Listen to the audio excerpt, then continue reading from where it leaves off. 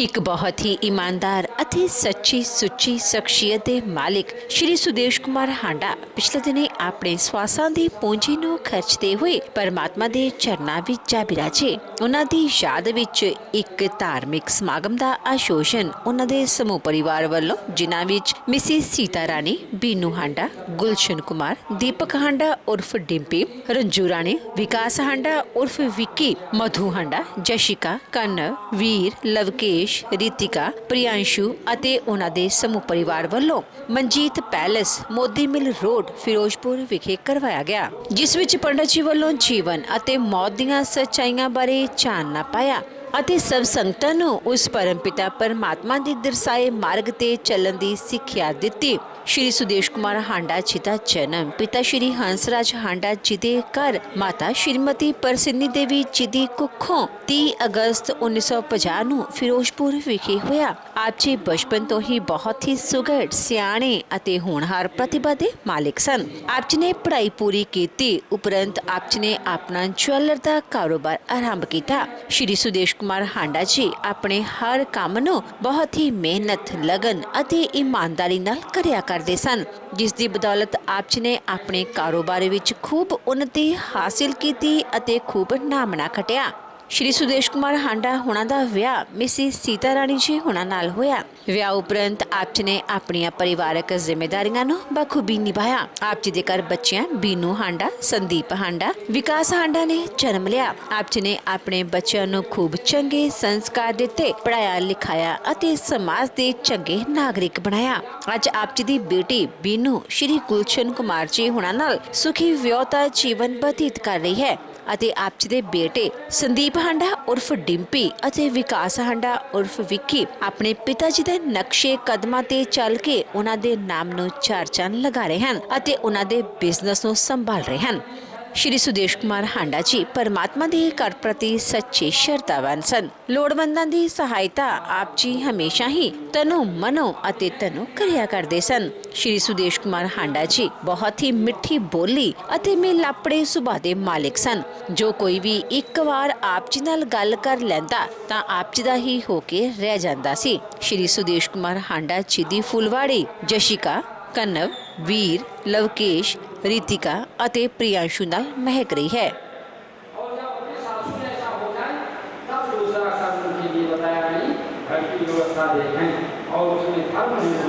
इसी को हमारे शास्त्र में कहा गया, यही गृहस्थ है और गृहस्थ कुछ नहीं है। और जिस गृहस्थ में अपने घर की व्यवस्था बेकार है, जिस घर में बिल्कुल अपने शरीर कर्म को बिल्कुल दूषित किया, उनके घर में कभी चाहे करोड़ों रुपया होगा, कभी आराम और रोग से कभी बचेंगे। इसलिए ये सब हमारे उद्देश्य हैं। ऐसे क्योंकि हमारा बड़े भाग्यशाली हैं, वो बड़ा ही भाग्यशाली है जिसके पास माता पिता जैसा अनमोल रत्न है। ये रत्न है। आज लोग अपने माता पिता से अलग हो जाते हैं, अपने माता पिता को ही दुश्मन मान लेते हैं, एक गिलास पानी मांगने पर उनको नहीं देते हैं और कहते हैं मेरे लिए तुमने क्या किया। अपने माँ पिता को संबोधित करते हैं कि आपने मेरे लिए क्या किया। वो बड़े अभागे, वो बड़े अभागे। गली गली में, घर घर में, जगह जगह वो ढूंढते हैं, उनको कुछ नहीं होता है। आपने ना पहले भी सुना होगा कि एक मृग होता है, वो जंगल में घूमता है, जो बड़ा माता परेशान हो जाता है, बड़ा घबराता है। इसलिए वो सुगंधी मुझे आ रही है, सुगंध मिल रही है उसको, वो ढूंढ रहा है जंगल में। हमारी आपकी गति उसी मृग की भांति है कि हम आप तीर्थ में जाते हैं, अनेकों स्थान पे जाते हैं, तमामों जल चढ़ाते हैं, तमामों दान करते हैं, लेकिन घर में बैठे हुए देवी देवता को एक बार भी नमस्कार नहीं करते। और वैसे जब कोई कर्म आ जाए तो बड़ा समय दिखाते हैं, बड़ा वो चीज दिखाते हैं, बड़ा ही भाव दिखाते हैं कि मैंने ये किया, ऐसा किया, वैसा किया। इसलिए परमात्मा ने बताया है कि घर में ही, हमारे आपके घर में ही तीर्थ है, जिसे आप जो है बड़े प्रेम से उस तीर्थ का लाभ लीजिए। नहीं बल्कि की भाव संसार में भ्रमित होते हुए अपने जीवन को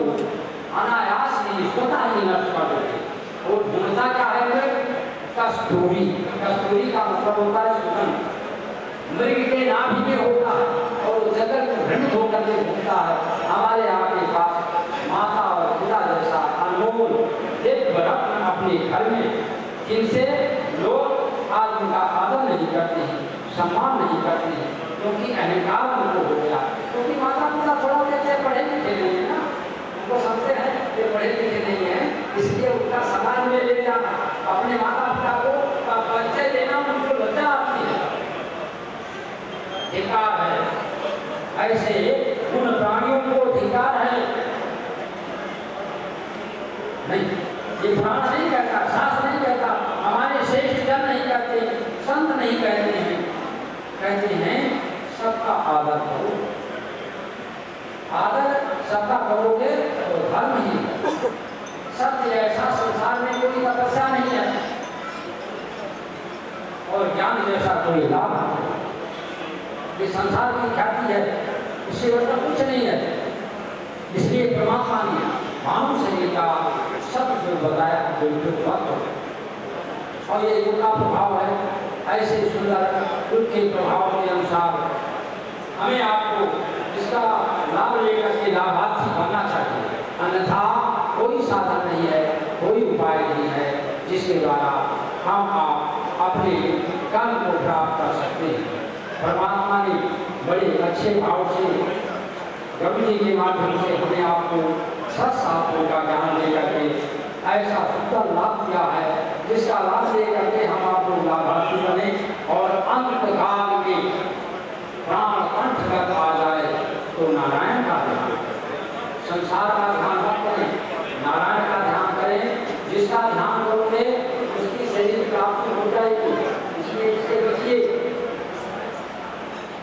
जन्म और मृत्यु का समय बड़ा अद्भुत होता है, जिसे जैसे भाव में प्राप्त करोगे तो ऐसा शरीर मिल जाएगा। इसलिए हम आप सहायक जो कोई हैं वो लोग भी इस शरीर का लाभ लेते हुए हमें आपको इस लाभार्थ रूपी संसार का लाभ लें, अन्यथा जन्म और मृत्यु का चक्कर लगाते रहे, क्योंकि स्वयं ब्रह्म परमात्मा ने स्वयं बताया कि मैं बांधो जीव योगी जीव भूता सराता। संसार में 84 लाख योनि बताई, योनि माने शरीर होता है और सबे कहते मेरा आंशिक स्वरूप है। किसी ने छोटा बड़ा, मोटा पतला, काला पीला, रोगी या स्वस्थ ऐसा कोई भाव नहीं बताया, सब में समभाव बताया। सब में जीव एक भाव में है, समभाव में है। ऐसा सोच करके परमात्मा ने कहा है कि शरीर की प्राप्ति के लिए साधन मत करो। लेकिन आज के युग में ना कोई पढ़ता पढ़ाता तो है नहीं। ये पुराण हो रहा है, कहीं का है 1 से 2, लेकिन कहते वो 5 मिनट रह गया चलो, 5 मिनट रह गया चलो, कोई जाना होगा तो 10-15 मिनट पहले आ जाएगा, 5 मिनट, क्योंकि वो कहते हैं टाइम नहीं है। लेकिन भगवान ने बताया है कि अरे ऐसा अवसर है तो घंटा तो दो, घंटे में तो कुछ ना कुछ तो असर होगा, नहीं ज्यादा होगा, तो एक हिस्सा होगा, 1% होगा, कुछ तो प्रभाव रहेगा। क्यों कलयुग में भाई तो और शास्त्र में कहता है दूसरा मत करो, बनावट मत करो, ये सब कुछ न करो, दुनिया के दिखावे में मत करो। अब देखो ना कहीं सत्संग हो रहा है, कोई भागवत सुना रहा है, बड़े बड़े कथा वाचक हो गए। इस समय ना मोबाइल में देख लो, टीवी में देख लो, वैसे देख लो, सब कथा वाचक है। और वो उपदेश क्या देंगे कि सत्संग ऐसा करो जिसमें अर्थ की जरूरत नहीं है, लेकिन अर्थ पहले लेते हैं, सत्संग चाहे बाद में करो। ये युग का प्रभाव है। कोई 5 लाख मांगता है 1 हफ्ते का, कोई 10, कोई 2, कोई 3 और करते क्या सत्संग। लेकिन उनके मामले में क्या उनके वेशभूषे से अपना प्रयोजन क्यों नहीं? अपना प्रयोजन क्या है कि जैसे वो सच्ची बात बता रहे हैं उसको ग्रहण करें, उसके ग्रहण करने की विधि अपने को चाहिए। कैसे मिले? उसके लिए समय देना होगा। ये नहीं है कि जन्म लेते हुए ही बच्चा पूरा ज्ञानी हो जाता है या सयाना हो जाता है, उसको भी समय लगाना पड़ता है। समय पे कुछ नहीं होगा, इसलिए समय दो। और ये मानव शरीर समय देने के लिए भगवान कहते हैं ना, सब लोग कहते हैं समय नहीं है, थोड़ा समय है, कम है, कुछ नहीं है। सतयुग त्रेता द्वापर और कलयुग में चारों युगों में दिन यही थे, समय यही था, महीना यही था, साल यही था, कोई परिवर्तन नहीं हुआ, कुछ नहीं हुआ। अगर एक आदमी है कि कुछ हुआ है, कोई काम ज्यादा हो गया, कुछ नहीं।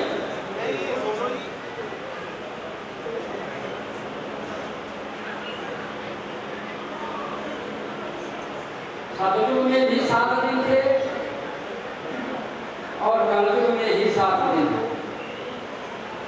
12 महीने का साल तभी था, 12 महीने का आज भी, कुछ नहीं बदला।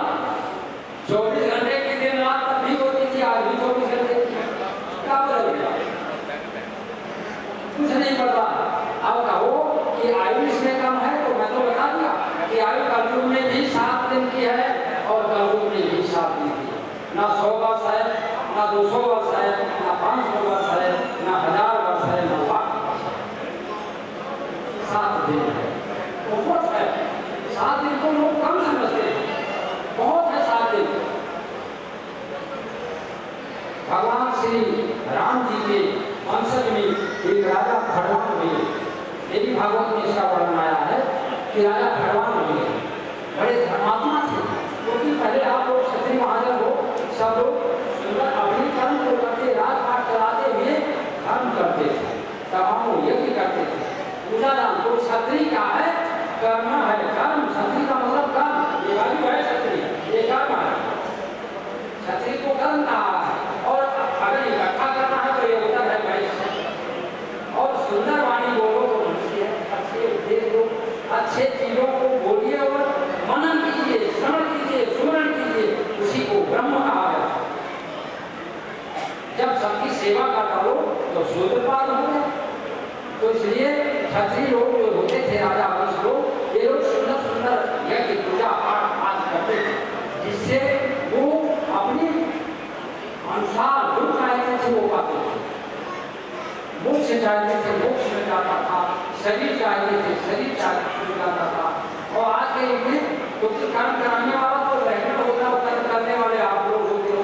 तो इनको साल में अगर पूछ लो कि अगर 4 बार अपने घर में पूजा कराते हैं तो क्या कहते हैं ब्राह्मण से? पंडित जी की सामान लगेगा, तो पूजा कहाँ करा रहे हो? तो पूजा नहीं करा रहे हो, तुम तो भाव समझ रहे हो कि सिर का भाव उतर गया। अगर आपको ध्यान हो, मनन हो और आपके पास श्रद्धा हो तो पूछने की जरूरत नहीं है। ये कर्म क्या है? श्रद्धा का है। ये जो कर्म कर रहे हो ये श्रद्धा का प्रतीक है और कुछ नहीं है। श्रद्धा वो करके तो गए, आप जो कर रहे हो अपने लिए कर रहे हो, उनके लिए कुछ नहीं कर पाओगे, क्योंकि शरीर है तब तक कर सकते हो, शरीर नहीं है तो कुछ नहीं कर सकते हो। अगर घर है तो रह सकते हो और घर नहीं तो बेगाना घूमोगे। अब तो अपने लिए किया जाता है, तो अपने लिए तो टाइम ही नहीं होता लोगों के पास, और रहते नहीं, सब लोग वैसे रह जाते हैं। ये कर्म जाकर के करते हैं, ये मनुष्य का कर्तव्य है, इसलिए ये कर्म वो करता, अन्यथा नहीं। तो राजा भगवान धर्म रूपी राज्य को करते हुए बड़े ही प्रतापी राजा हुए और धर्म ही उनका कर्म था। एक समय उनके दुष्ट और सज्जन का कभी मित्रता नहीं हुआ, कभी शायद बढ़ गया, लेकिन 2 दिन के बाद फिर वही अकेला खड़ा होता, खत्म नहीं होता है। तो देवता और दानव ये दोनों एक ही पिता के संतान हैं, माताएं 2 हैं लेकिन पिता एक। तो महाराजा कश्यप महामुनि कश्यप थे, तेरा पत्नी थी जिसे संसार व्याप्त है, चर अचर, एक पैर वाले, अनेकों पैर वाले, हजारों पैर वाले, बिना पैर वाले, रेंगने वाले, तैरने वाले, उड़ने वाले, सब जीव महाराजा महामुनि कश्यप से उत्पत्ति हुई और उन्हीं की दोनों पत्नियों से देव और दानव का जो है उत्पत्ति हुआ। तो ये जो ना जो ये माया है ना, इसके वशीभूत कोई नहीं बचा तो इसके वश में रहा।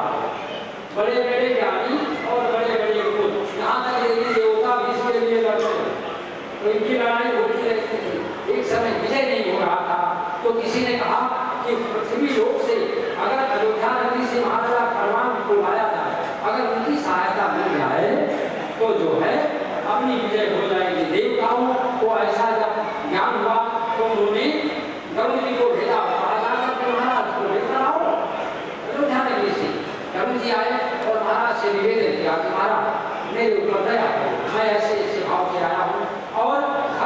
रक्षा कीजिए, धर्म की सहायता कीजिए। यदि धर्म कौन है? सत्य। इसलिए देवताओं की आप सहायता करो। तो राजा ने कहा देखो ये मानव शरीर मन होकर का एक पुतला देखो, संसार में आप लोग सब लोग जानते हो कि सभी जीवों के मल मूत्र अस्थि चमड़े हर काम में आते हैं, लेकिन मानव शरीर एक ऐसा दुर्गंध और प्रकृति वाला है और बेकार है, जिसको जहाँ प्राण वायु छोड़ा तो इसको अपना ही पुत्र कहता है कि महावीर का आसन छोड़ देते। जो मित्र दोस्त आते हैं आज बोलते हैं, कहते हैं क्या चाहिए, कोई नहीं कहता कि 2 दिन को रख लो। इतना घृणित शरीर है। आप रोजाना नहाते धोते हो ना, खूब बढ़िया साबुन लगाते हो, शैम्पू लगा करके धो करके अच्छे अच्छे धोए हुए कपड़े पहनते हो, शर्ट साफ पाउडर लगा करके इसको खूब महकाते हो और 2 घंटे के बाद अपना खाना खाते हो, बच्चों बड़ा हुआ। इतना दुर्गंधित शरीर, ये मानव की दया है, लेकिन फिर भी एक उपयोग वाली है।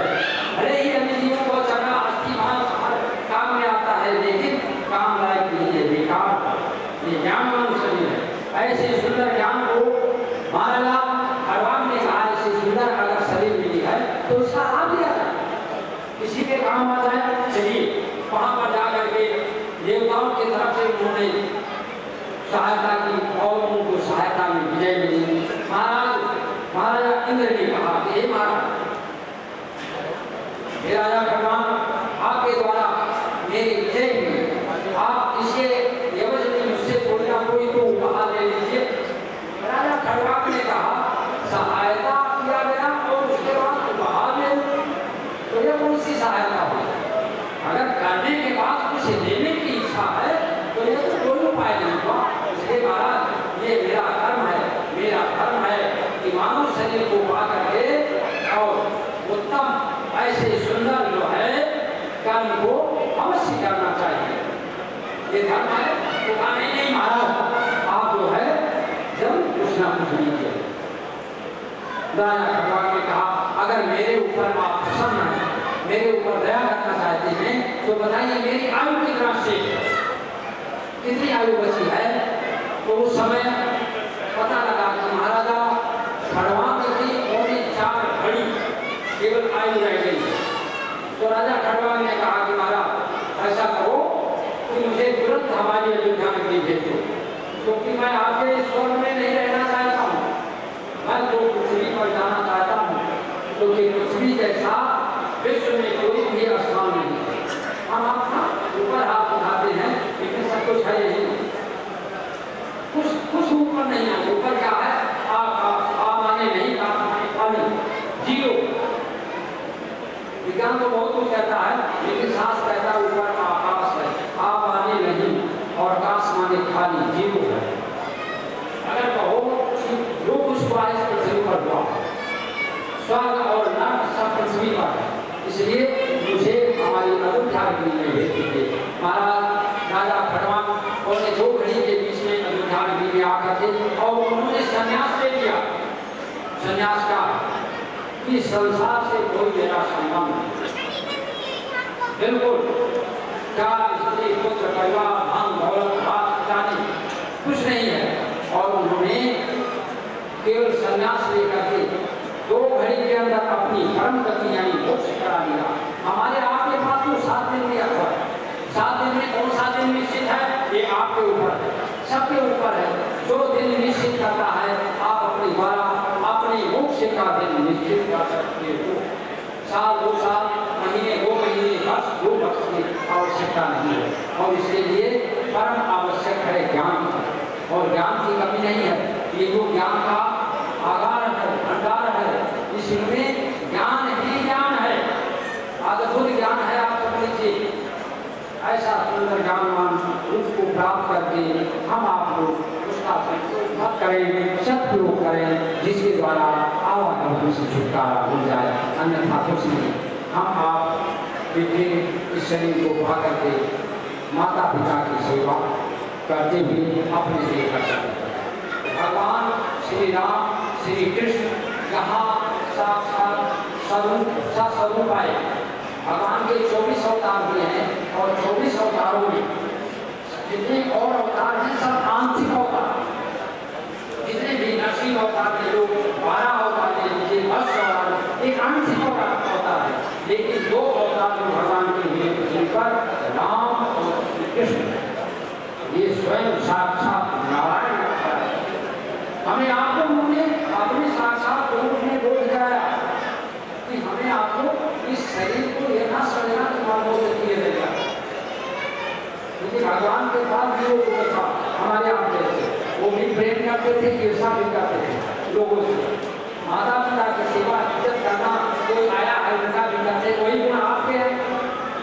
भगवान राम में और आप में कोई अंतर नहीं है। श्री कृष्ण में आप में अंतर नहीं, जब चलता तुम्हारे अंदर भी उनके अंदर किया, लेकिन वो नर और नारायण में भेद है। क्या भेद है? वो अजन्मा है, हम लोग जन्मा हैं। हम आप लोग ना बिल्कुल लेकर आए, हमारा आपका नाम सेवन होता है। नर और नारायण के भेद यही है। लोग कहते हैं भगवान इतने नारिया रखे थे तो उन्होंने 7 वर्ष में गोवर्धन को उठाया, वो भी करना चाहिए। ऐसा भाव नहीं, जो जिसका नाम सेवन होता है उसे न कहा गया है, और जिसका नाम सम्मान नहीं होता उसे नारायण कहा गया है। लेकिन कर्म तुम्हारे जैसे भगवान ने बताया कि मैं तुम्हारे जैसा हूँ, सब में मेरी आंशिक रूप है, इसलिए मेरा अभ्यास रूप समझ करके सब लोग अपने को कमजोर मत समझो, कर्म ठीक समझो। हम आप लोग ना सवेरे से उठते हैं शाम तक, परिवार का, धन का, व्यापार का, नौकरी का, भोजन का, सोने का, सबका हमें आपको हमेशा ध्यान होता है, हमेशा ध्यान करते हैं। श्रीमद् भागवत में भगवान व्यास ने बताया है कि सब लोग इनका निरंतर ध्यान रखते हैं, लेकिन कभी भी जिसके द्वारा हमें छुटकारा मिला है उसका ध्यान शायद कोई रखता हो 2 मिनट, 2 मिनट भी नहीं रखता है। और हमें आपको अपना काल हमेशा ध्यान में रखना चाहिए कि हम हमेशा काल के दायरे में कभी बचे नहीं हैं। जैसे ना कहीं आप जाते हो, वहाँ पर लगा होता है कैमरा और कहते हैं CCTV के दायरे में, ऐसे हमारा आपका नित्य निरंतर 24 घंटे हम काल के दायरे में रहें।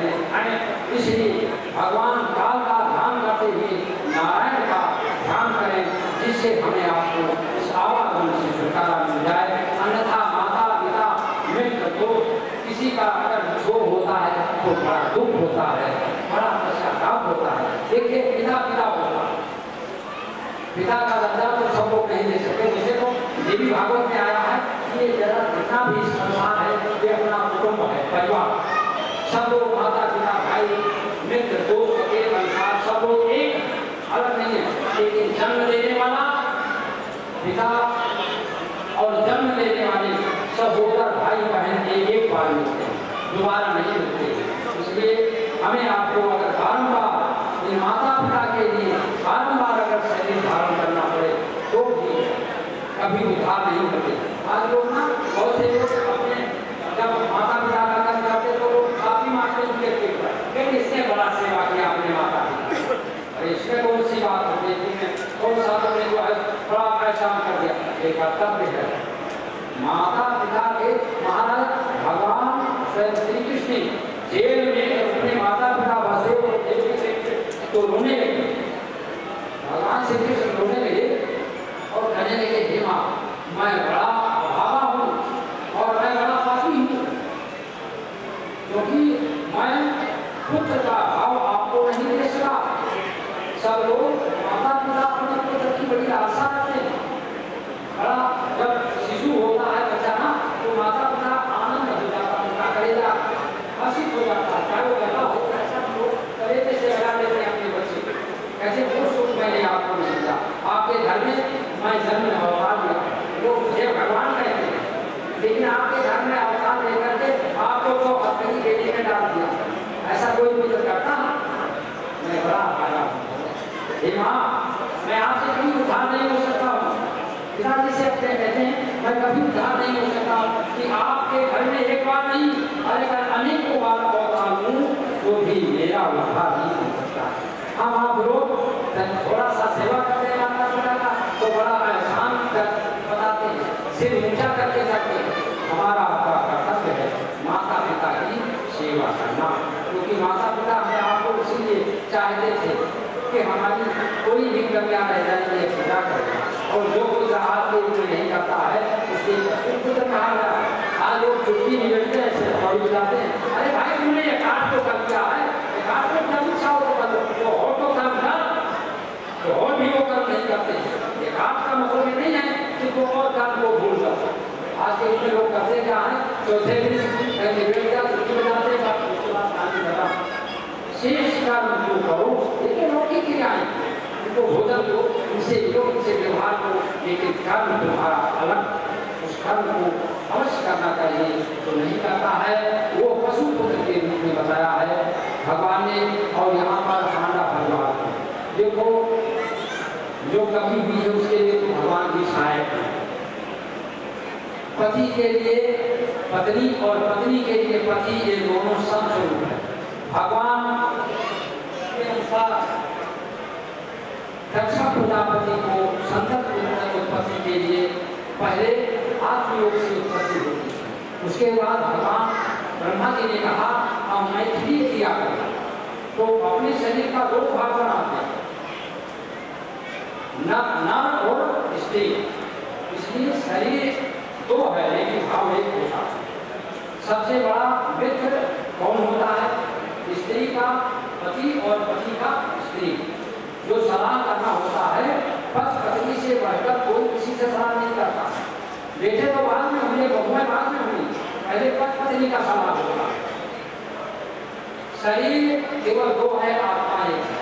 इसलिए जो कमी आई है वो कभी तो भगवान के सुमरण से नहीं होता। इसलिए नारायण का जप करते हुए कभी के लिए दुख नहीं प्रकट करना, दुख करोगे उतने तकलीफ में आएंगे। इसलिए जितना सुमरण करोगे इतना ही दुख प्राप्त मिलेगा, उतनी इनको शांति मिलेगी, क्योंकि जीव संबंधी नहीं है, शरीर संबंध होता है। पिंगला और महाराजा भरसी जैसा प्रेमी कोई नहीं था। पिंगला ने स्वयं अपने पति को कहा था कि हमारा आपका शरीर संबंध है, जीव अविनाशी है, ये किसी का ना पति है, ना स्त्री है, ना पुत्र है, ना माता है, ना पिता है, ना भाई है, ये शरीर का संबंध है, ये लौकिक संबंध है, इसको भूल जाइए, अपने सुमरण में अपने मन को लगाइए। इसलिए हम आप जितने लोग हैं इस परिवार को सांत्वना दिया जाए, भगवान की तरफ से प्रार्थना किया जाए कि आत्मा को शांति दे। वैसे नाम भी इनका भोला था और भोले थे, नाम भी भोला था, भोले थे, इनका काम में नहीं था। ठीक है, क्या नौकरी तो सफा है, इसकी तो बात अलग है, लेकिन वास्तव में ये बड़े सज्जन प्राणी थे। इनको इनकी आत्मा परमात्मा अपने चरणों में वास दी, पुनः अपना ज्ञान और मृत से छुटकारा, परिवार को सांत्वना। आंडा साहब ने भोजन की व्यवस्था किया है, जिन लोगों ने भोजन नहीं किया है वो सब लोग लंगर लेकर जाना। प्रसाद है तो शुद्ध भोजन है। आजकल तो लोग चौथे तीसरे दिन लिफाफे में डालते हैं तो शुद्ध भोजन है, इसको सब लोग खा सकते हैं।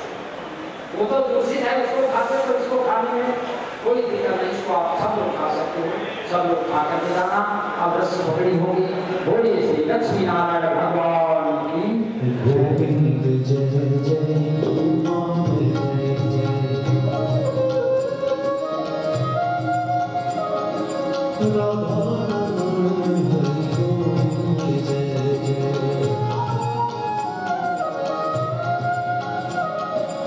गोविंद जय जय गोपाल जय जय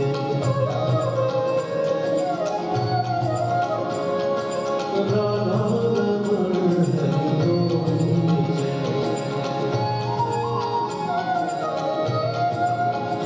भजन नारायण नारायण नारायण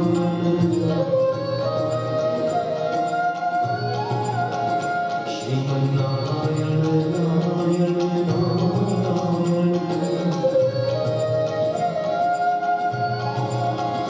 हनुमान नारायण नारायण नारायण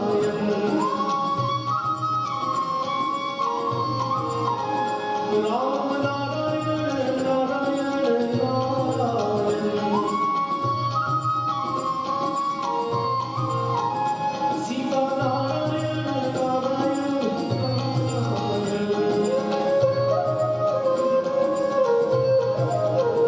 स्वामी नारायण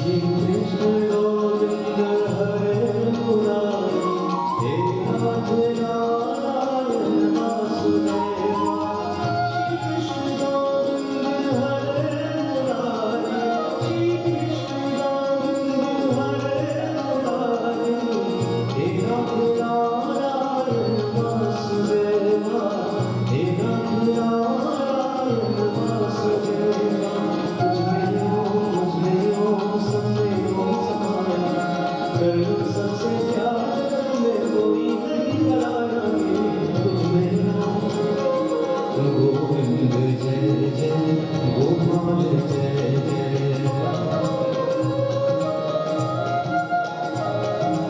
राधा रमण हरि गोविंद जय जय हरे कृष्णा कृष्ण कृष्ण हरे हरे